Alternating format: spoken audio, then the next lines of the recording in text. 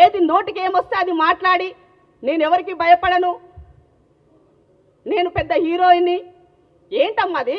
రాజకీయ డైలాగులు, సినిమా డైలాగులు అందులో పనిచేస్తాయి కానీ ప్రజాక్షేత్రంలో పనికిరావు చెల్లే. చాలా సహనం అవసరం, ఆవేశం కాదు. మాటలు నేర్చుకో, స్పష్టంగా ఎట్లా మాట్లాడాలా, సమాజం పట్ల అవగాహన పెంచుకో, కులాల పట్ల అవగాహన పెంచుకో, కులాల్లో ఉన్న రుగ్మతల పట్ల అవగాహన పెంచుకో, రాజకీయాల్లో పరిపక్వత ఎట్లా ఉండాలో నేర్చుకో. అవి లేవు మనకి.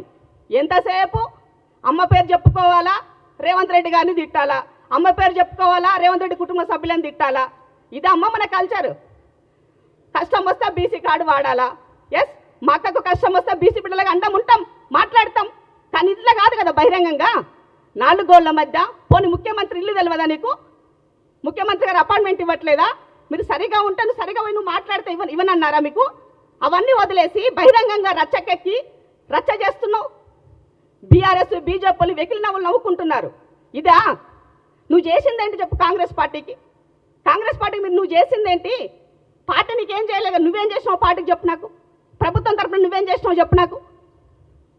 ఇదా నీ వ్యవహారం? కాబట్టి మీడియా సోదరులు కూడా రిక్వెస్ట్ చేస్తున్నాను, ఒక చిన్న విషయాన్ని ఉంటే దాన్ని భూతద్దంలో చూపించకుండా వాస్తవాలు సమాజానికి తెలిసే విధంగా పార్టీ ప్రతిష్టను దిగజారుస్తున్నటువంటి వాళ్ళ పట్ల తప్పకుండా పార్టీ అధిష్టానము డెఫినెట్గా వాటి చర్యల్లోపు వాళ్ళు ఉంటాయి. కానీ మా మనసుకి బాధ అయింది కాబట్టి రేవంత్ అనే విషయంలో 32 నెలల్లో 3 గంటలు కూడా రెస్ట్ తీసుకోలేదండి. తనకంటూ పర్సనల్గా సమయం తీసుకోలేదు.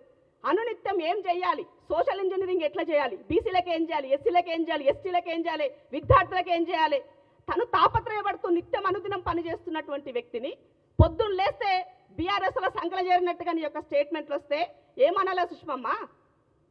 నువ్వు పోనీ చక్కగా ఇండియాలో ఎన్ని రోజులు ఉంటావు చెప్పు నాకు. ఇండియాలో ఎన్ని రోజులు ఉంటావు చెప్పు చెల్లే. నువ్వు ఎప్పుడు ఎక్కడుంటావో ఎవరికి తెలియదు. జిల్లాలో ఉన్నటువంటి రేవంత్ అన్నకి అండగా నిలబడుతున్న వేమనను కూడా అదే పనిలో మాట్లాడతావు, ఏది పడితే అది మాట్లాడతావు. ఇదేనా? జిల్లా ఇన్ఛార్జ్ ఉంటే జిల్లా ఇన్ఛార్జికి ఓ గౌరవం ఇవ్వవు. ఇదే అమ్మా? నువ్వు సరిగా ఉండు, నీకు అన్యాయం జరిగితే డెఫినెట్గా పార్టీ ఉంటుంది, అధిష్టానం ఉంటుంది, మీ సమస్యలు ఉంటే చెప్పుకోవచ్చు. కానీ ఈ రకంగా కాదు కదా. నువ్వు ఏదో ఒకటి అంటావు, వదిలేస్తావు. దాన్ని మళ్ళీ సురేఖక్క వెనక తిరిగి రావాలా, సురేఖక్క దాన్ని సరి చేసుకోవాలా, క్షమాపణలు చెప్పాలా, సురేఖక్క పేరు ఆగం పట్టిస్తున్నావు. అక్క కూడా, సురేఖక్క మీరు కూడా కొంచెం ఆలోచించుకోవాలా. పిల్లలు ఇష్టం ఉన్నట్టుగా నోటుకు వచ్చి అంటే ఎప్పుడు కూడా చాలా వరకు నేను చూసినంత వరకు అయితే పుత్రుని రూపంలో గండం ఉంటుందని విన్నా, సన్ స్ట్రోక్ విన్నా.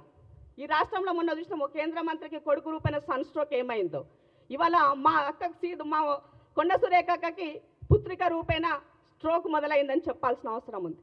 కాబట్టి ఇలాంటి స్ట్రోక్లకు కానీ మీరు ఇంకేమైనా మాటల విషయంలో కానీ బెదిరించే డైలాగులతో కానీ నువ్వేం చెప్పినా తాటకు చెప్పట్లకు భయపడేటువంటి నాయకత్వం రేవంత్ అన్నది కాదు. అందులో పాలమూరు బిడ్డది అస్సలు కాదు. మట్టిని నమ్ముకొని, సమాజాన్ని నమ్ముకొని, అడవిని నమ్ముకొని వచ్చినటువంటి వాళ్ళని గుర్తుపెట్టుకోండి. కేసీఆర్ లాంటోనే చీల్చి చెండాలి ఫామ్ హౌస్లో వండబెట్టినావు. మీరెంతమ్మా? నేను మాటలు ఎంత, నీ లెక్క ఎంత? కాబట్టి చాలా కేర్ఫుల్గా ఉండు అమ్మ. నీవు ఇప్పటికైనా కూడా మాటలు చాలా జాగ్రత్తగా రాని, ఏది పడితే అది మాట్లాడితే మాత్రం ఊరుకొని చెప్తున్నాం. నిజంగా నీ స్థాయికి దిగజారి నేను ప్రెస్ మీట్ పెట్టాలంటే నేనే ఫీల్ అవుతున్నా. కాబట్టి ఏది ఏమైనప్పటికీ కూడా కుటుంబ సభ్యులను కలహాలు ఉంటాయి, అన్నీ ఉంటాయి. బట్ వాటిని ఏ విధంగా అధిగమించుకోవాలనేది పార్టీ చూసుకుంటుంది, అధిష్టానం చూసుకుంటుంది. మా సమయంతో ఉండాల్సినటువంటి బాధ్యత ప్రతి ఒక్కరిపైన ఉన్నది. వచ్చినటువంటి వాటిని పదే పదే మళ్ళీ మాట్లాడి అదే విషయాలను రెచ్చగొట్టే విధంగా చేస్తే ఊరుకునే ప్రసక్తి లేదు. జాగ్రత్త కొండ సుష్మా అని తెలియజేస్తున్నా. ఎప్పుడు కూడా ఎవరికైనా కూడా తల్లిదండ్రుల పేరు నిలబెట్టే విధంగా రాజకీయాలు ఉండాలా, వాళ్ళ పేరు పెంచే విధంగా ఉండాలి తప్ప దిగజార్చే విధంగా ఉండకూడదని మాత్రం మరొకసారి గుర్తు చేస్తున్నాం. Subscribe us and press the bell icon for more interesting updates.